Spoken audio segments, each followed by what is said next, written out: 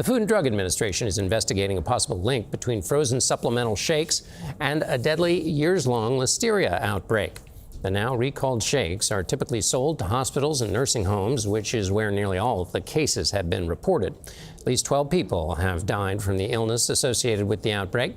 And to help explain all of this, we turn to Dr. Celine Gounder, an editor-at-large for KFF Health News. Doctor, it's good to have you here again. First of all, remind us what Listeria is, and then how seriously or how serious is this outbreak of it? Listeria is a bacterial infection that often is transmitted through contaminated food or other beverages.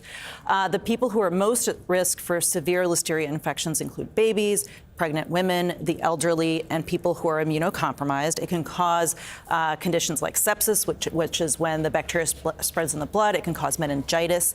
So it can be quite deadly in high-risk populations.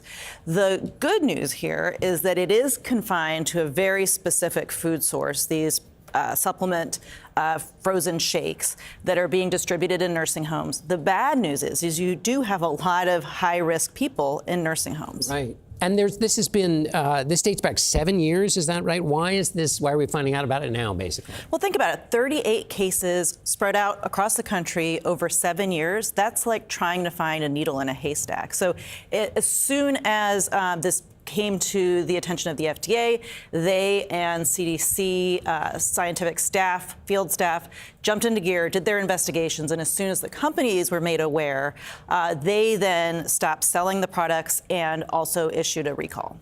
So something that happened 7 years ago, it's an ongoing case, ongoing story. How does the new activity by the Trump administration, which has been to clear out most of the federal government, how does that match up with illnesses that can take 7 years to find and that require this kind of careful attention?